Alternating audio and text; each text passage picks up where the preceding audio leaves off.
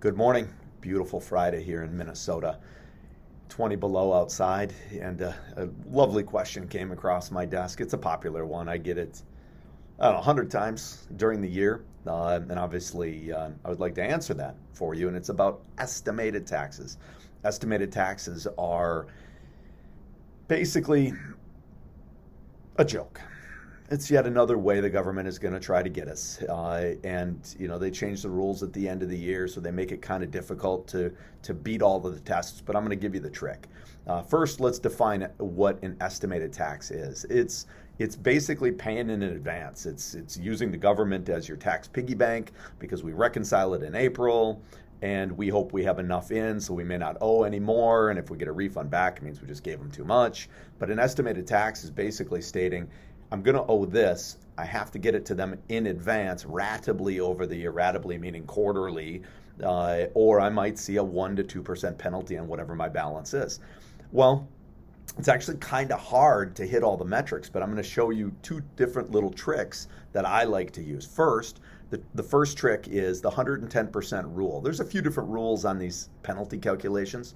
The 110% rule is the one that's going to get you to be absolutely safe. It's the one that you don't have to look at any other rule. This is the only rule you really need to memorize, and that is when I look back at my prior year taxes, and I call it chasing the cat's tail, meaning the government doesn't know what we're going to do this year, but they kind of know what what we did in the previous year. So we use that 110% rule because we go back to the prior year. We look at the total tax of the prior year. Again, I don't care what you did in the current year. The one that I'm like, do I owe anything? Do I got to pay anything? I don't care. Go back to the prior year.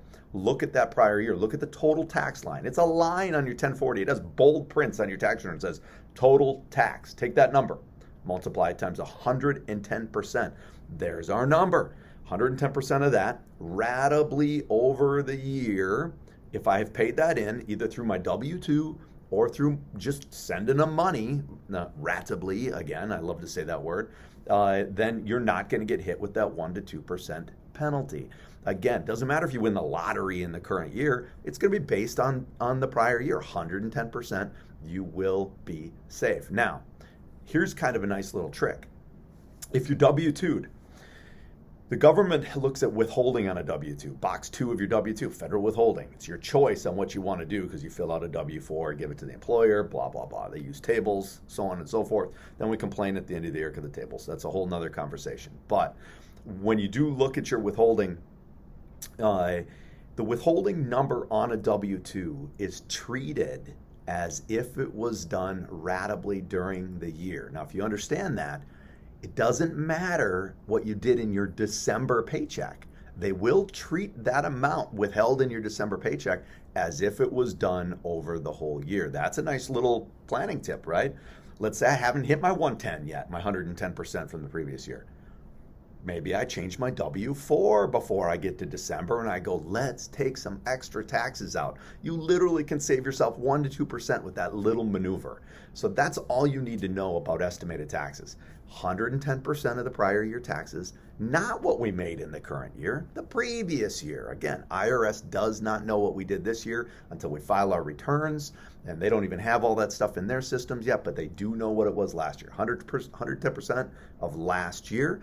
If we can't hit that number through all of our different means of paying it in ratably, either quarterly estimates or W-2 withholding, maybe we can play with that last few paychecks in December and save us that 1 to 2%. It's a great return on investment. You're not going to get it in a bank, and you are going to pay these guys that extra 1 to 2%.